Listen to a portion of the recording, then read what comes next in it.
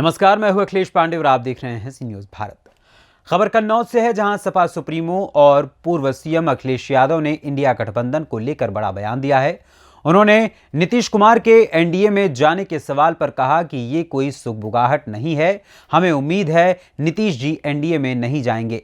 ज्ञानवापी सर्वे पर अखिलेश यादव ने सरकार को घेरते हुए कहा कि सरकार ये इसलिए कर रही है क्योंकि महंगाई और बेरोजगारी चरम पर है। अपनी नाकामी छिपाने के लिए ये ऐसे ही कदम उठाएंगे। हमारे भाईचारे और एकता के ताने बाने को तोड़ने की कोशिश की जा रही है और ये सिर्फ एक साजिश है। विकसित भारत संकल्प यात्रा पर तंज कसते हुए अखिलेश यादव ने कहा कि किसानों से पैसे लेकर विकसित भारत योजना चला रहे थे। ममता बनर्जी के बंगाल में अकेले चुनाव लड़ने पर अखिलेश यादव ने कहा कि कांग्रेस की बड़ी जिम्मेदारी है छोटे दलों को साथ लाने की।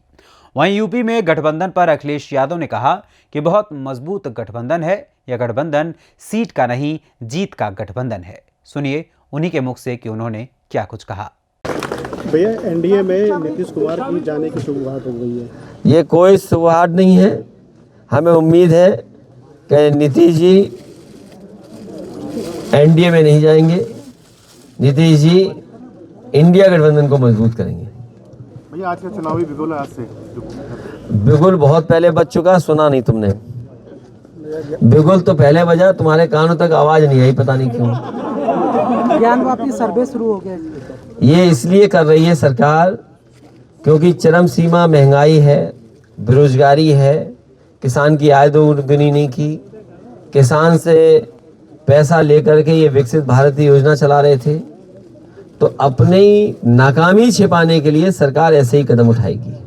इसीलिए मैंने कहा कि हमारा जो ताना बाना है, भाईचारे का, एकता का ताना बाना है, उसको तोड़ने की साजिश है। क्या आप कन्नौज से चुनाव लड़ने जा रहे हैं? समाजवादी पार्टी कन्नौज से लड़ेगी और भारतीय जनता पार्टी के लोगों का सफाया होगा यहाँ से। और भारतीय जनता पार्टी घबराई घूम रही है। भारतीय जनता पार्टी घबराई घूम रही है। उन्हें लाइए इंजीनियरिंग कॉलेज में खड़ा करो छत पर और उनसे पूछो कितना काम किया उन्होंने। और मंडी पे, मेडिकल कॉलेज में, पैरामेडिकल में, मंडियों में और परफ्यूमरी पार्क में, स्टेडियम में, लोहिया पार्क में, जनरेशन में, गांव में, और 100 नंबर वाली 112 करके पुलिस को बताओ खुली छूट दे दी कि नहीं दे दी। ये हमारे प्रेस के लोग भी सच नहीं बोल सकते, अगर सच बोला तो पुलिस भेज देंगे इनके घर पे। थोड़ा आप सपोर्ट कर दिया, हम लोग आगे चलाने लगे। नहीं, हम लोग सपोर्ट कर, इसीलिए बोल रहे हैं, चलाइए, कौन रोकता है तुम्हें? हैं? तुम पे ईडी नहीं आई, तुम पे है नहीं कुछ। बंगाल में भैया, आलू मंडी तो बिल्कुल काम नहीं कर रही। क्या नहीं काम कर रही? आलू मंडी में कोई विकास नहीं हुआ। अब मैंने बीजेपी वालों ने कोई आलू खरीदा आज तक? 1 किलो आलू नहीं खरीदा। सुनो भैया, ठठिया में वो दशा है कि वहाँ पे कुछ नहीं है। तो ठठिया में तुम अपनी ठीक करो दशा, और हमारी पार्टी की दशा ठीक कराओ। और जो बातें पार्टी की वो पार्टी वाले में बात करेंगे। जो लोग खिलाफत करते थे, जो बीजेपी के साथ प्लॉटिंग करते, वो भी आ जाते हैं हमारी मीटिंगों में। करें क्या? है ना? करें क्या बताओ? ये आपके लोग नहीं है, ये बीजेपी के एजेंट है कुछ लोग। इसलिए सावधान है ना। जैसे पत्रकार साथियों में हमारे वैसे पत्रकार मित्र हैं, लेकिन ये ले जाएंगे, सुनाएंगे जाके, देखो ये आपके लिए बोला गया है। हम लोग की क्लिपिंग पहुंचती भैया, तुम ही देते होगे। ममता जी अकेले चुनाव लड़ने के लिए कह दिया है। देखिए, ममता जी ने लड़ने के लिए कहा, इसलिए कांग्रेस को मनाना चाहिए। कांग्रेस की बड़ी जिम्मेदारी है छोटे दलों को साथ लाने की। अंकल, छात्रों की आवाजों को दबाया जा रहा है। कोई आवाज नहीं दबाएगा। अगर कोई दबा रहा है तो माइक से बोल दो। अभी मैं जानता हूँ, बता दिया, उसे पर्चे दे दिया। नहीं, मैं इन छात्रों की भी समस्या का समाधान करूंगा। मुझे लिख करके देना जिससे सदन में उठाया जा सके। अभी किसी से शिकायत मत करो, यहाँ पर मुझे लिख के दे देना। मैं जानता हूँ तुमने पर्चे दे दिया है, बीरेन जी के परिवार के हो। भैया, यूपी में गठबंधन की राय बन गई है। बहुत अच्छा गठबंधन हो रहा है और सीट का नहीं है, जीत का गठबंधन है। ये कांग्रेस को कितनी सीटें दी जाएंगी? सीटें की संख्या कितनी भी हो सकती है, गठबंधन जीत के आधार पर है। जीत ही हमारा बंटवारे का रणनीति का हिस्सा है। विपक्ष लगातार कह रहा है कि इंडिया गठबंधन अब भटकने लगा है। वो खुद ही भटके हुए लोग हैं, बीजेपी के लोग भटके हुए लोग हैं, बीजेपी के लोग। किसान की आय दोगुनी नहीं कर पाए, नौजवानों को बेरोजगार बना दिया। और खैर कन्नौज के लोग आप समझिए, प्रदेश देश भूल जाइए, कन्नौज को बर्बाद कर दिया बीजेपी ने, कि नहीं कर दिया बर्बाद। ये सड़कें वही हैं जो समाजवादियों ने बनाई। ये 4 लेन जिसमें चल रहे हो आप, ये समाजवादियों ने बनाई। एक्सप्रेस वे समाजवादियों ने बनाया। नहर के किराने वाली सड़क समाजवादियों ने बनाई। और जो समाजवादी ने बनाया उसके अलावा एक काम और किया हो तो बता दो।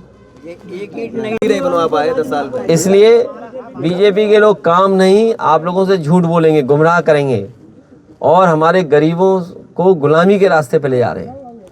सरकार से पैसा दिला रहे हैं किसान को, किसान सम्मान राशि, लेकिन उनकी आय दोगुनी नहीं कर रहे हैं। आप सोचिए कितनी बड़ी साजिश है। 500 रुपये महीना दे रहे हैं, उससे उसकी कमाई ज़्यादा हो सकती है, उससे मुनाफा ज़्यादा हो सकता है, उसकी पैदावार की कीमत सही मिल जाए तो ज़्यादा मिल जाएगा। किसान जो कुछ खरीदा उस पर GST ले रहे हैं, कीटनाशक दवाइयों पे पैसा ले रहे हैं, सब महंगा कर दिया। और खाद की बोरी तो पार्ले जी बिस्किट पैकेट से सीखा है इन्होंने, बीजेपी के लोगों ने। जब मुनाफा उतना ही रखो, बस उसके अंदर बिस्किट कम कर दो। इटावा में आप एक भव्य मंदिर, हमारे घर में कई मंदिर हैं। किस भगवान की मंदिर की बात कर रहे हो आप? इटावा में भी हमारे घर में बहुत मंदिर हैं।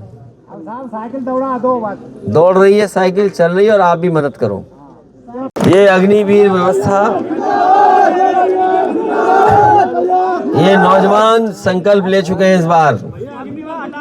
ये नौजवानों ने संकल्प लिया है कि जहां इनकी बेरोजगारी है, पढ़ाई अच्छी मिल नहीं पा रही है, दर दर भटक रहे हैं नौकरी रोजगार के लिए, और अग्निवीर व्यवस्था जानबूझ करके सरकार लाई है, जिससे जहां हमारे गांव के बच्चे नौकरी रोजगार पा जाते थे, उनका जीवन स्तर बेहतर हो जाता था, उस जीवन स्तर बेहतर न हो पाए, इसलिए अग्निवीर व्यवस्था लाने का काम किए हैं। समाजवादी सरकार ये संकल्प दिलाती है नौजवानों को। आज गणतंत्र दिवस के दिन जिस तरीके से फौज की पहले भर्ती होती थी, वैसे ही भर्ती होगी। अग्नि व्यवस्था हमेशा हमेशा के लिए खत्म की जाएगी। अब बोलते 2 पैसा तभी पड़ेगा। कौन सी न्यूज़ का पत्रकार है? आम आदमी। आपका बहुत धन्यवाद प्रेस के लोगों का। पुलिस भर्ती क्या घपला होगा इसमें फिर से? क्या पुलिस भर्ती में PDA है ही नहीं, उसमें PDA नहीं है पुलिस भर्ती में, याद रखना। PDA की आबादी के हिसाब से कुछ भी नहीं है उसके अंदर। बहुत धन्यवाद प्रेस के साथियों का। दरअसल अखिलेश यादव कन्नौज के तिरवा विधानसभा क्षेत्रांतर्गत फकीरपुरा गांव में जनपंचायत लगाने एवं यहां बंद पड़े सोलर पावर प्लांट को लेकर ग्रामीणों से बिजली व्यवस्था पर चर्चा करने आए थे। यहां कई मतदाताओं के नाम जिंदा होने के बाद भी काट दिए जाने पर तख्ती लेकर चुनाव आयोग को खुद के जिंदा रहने का सबूत दिया और संदेश दिया। अखिलेश यादव ने प्रदेश में बड़ी संख्या पर सपा कार्यकर्ताओं यानी सपा समर्थकों के वोट काटे जाने पर सरकार और चुनाव आयोग पर सीधा निशाना साधा। उन्होंने कहा कि ये हमारा आपका वोट काट कर जीतते हैं। चुनाव आयोग पर तंज कसते हुए अखिलेश यादव ने कहा कि ये बहुत बड़ा तमाचा है चुनाव आयोग पर, जो कहता है कि हम वोटिंग बढ़ाना चाहते हैं। कन्नौज की कई बड़ी योजनाओं के बंद होने पर भी पूर्व सीएम अखिलेश यादव ने भाजपा की केंद्र व प्रदेश सरकार पर तंज कसा और फकीरपुरा के बंद प्लांट को चालू करने के लिए कहा कि अगर हमसे दिक्कत है तो हमारा नाम हटा दो, लेकिन सरकार इन गरीबों के घर में रोशनी तो कर दे। गणतंत्र दिवस की हार्दिक शुभकामनाएं, बधाई। आज पूरा देश गणतंत्र दिवस मना रहा है और इस देश को और कैसे मजबूत किया जाए, इसके लिए हम सब लोग संकल्प ले रहे हैं। देश की खुशहाली के लिए, देश की तरक्की के लिए और देश के लोगों को आगे बढ़ाने के लिए समाजवादी पार्टी के लोग हमेशा उन जनता के साथ हैं और जो भी काम कर सकते हैं, देश कैसे मजबूत हो उस दिशा में लगातार काम करते रहेंगे। और जब भी समाजवादियों को मौका मिला, चाहे नेताजी हों, हम लोग रहे हों और समाजवादी नेता, उन्होंने देश को खुशहाली के रास्ते पे ले जाने का काम किया। चाहे वो इंफ्रास्ट्रक्चर हो, चाहे शिक्षा के क्षेत्र में, चाहे मेडिकल कॉलेज बना करके यहाँ के लोगों को सुविधा देने की बात हो, इंजीनियरिंग कॉलेज और खासकर परफ्यूमरी की ब्रांच को खोल करके यहाँ के कारोबार को बढ़ाने के लिए मंडी को बनाने का काम, कन्नौज कैसे आदर्श जिला बने और अपना खोया हुआ इतिहास कैसे बनाए, उस दिशा में समाजवादी पार्टी की सरकार में इस जिले के लिए महत्वपूर्ण कदम उठाए गए। आज जिस गांव में गया, उस गांव में कभी कलाम साहब आए थे, APJ कलाम साहब आए थे।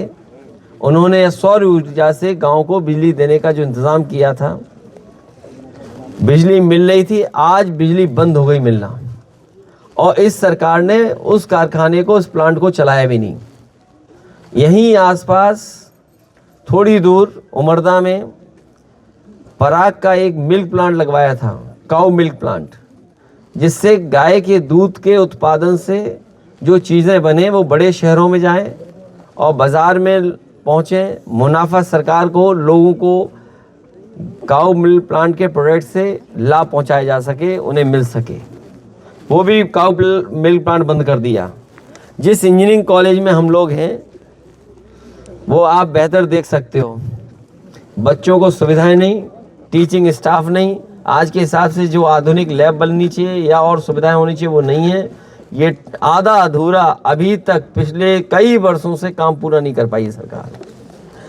ऐतिहासिक महंगाई है सरकार में, रिकॉर्ड तोड़ बेरोजगारी है, और ये सब जानते होंगे चौतरफा भ्रष्टाचार चल रहा है सरकार में, और देश के सौहार्द को मिटाने के लिए भी साजिश चल रही है, और जो देश के एकता का ताना बाना था उसको तोड़ने का काम कर रहे हैं। जो भाईचारा, जो हमारी पहचान है मिलकर के रहने की, उसको भी ये तोड़ने का काम कर रहे हैं। नाउम्मीद गरीब हैं, अपने को ठगा महसूस कर रहा हुआ किसान, मेहनत के सही दाम पाने के लिए वे त्रस्त है। मजदूर को भी अपनी कीमत नहीं मिल पा रही, ये हालत पैदा कर दी है सरकार ने।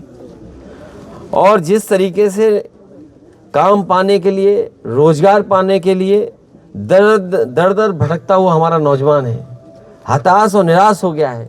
और सुनने में आ रहा है इजराइल में जहाँ युद्ध चल रहा है वहाँ के लिए भर्ती सरकार करा रही है कि अगर यहाँ भूख से मर रहे हो तो जाओ वहाँ बम से मर जाओ जाके। ये सरकार है, और सड़क पे अगर ध्यान नहीं दोगे तो आपको सरकार का सांड मार डालेगा। तो ये हालात हैं। जनता ने मन बना लिया है, PDA के साथ रहेंगे, PDA ही NDA को हराएगा। PDA 90% आबादी की आवाज़ है। 90% वो लोग जिनके साथ भेदभाव हुआ है, जिनको सरकार ने दूर कर दिया है, चाहे वो अपॉइंटमेंट्स हो, नौकरी हो, रोज़गार हो, उनसे दूर करने का काम 90% लोगों को किया है। इस बार 90% लोग मिलकर के इस भारतीय जनता पार्टी को हटाने का काम करेंगे। कन्नौज से सी न्यूज़ संवाददाता सीबू सैनी की रिपोर्ट।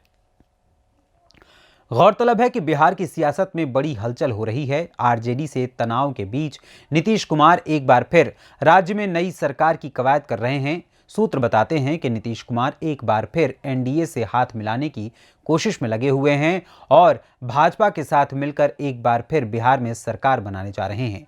वे 28 जनवरी को 9वीं बार मुख्यमंत्री पद की शपथ ले सकते हैं। उनके साथ सुशील मोदी डिप्टी CM बनाए जा सकते हैं। फिलहाल अब देखना होगा कि पूरा का पूरा जो तस्वीर सामने आएगी, उस तस्वीर के साफ होने के बाद क्या कुछ पता चलता है। फिलहाल इस खबर में बस इतना ही। देश दुनिया की तमाम खबरों के लिए देखते रहें सी न्यूज़ भारत। हर खबर आपके साथ, आपके हाथ।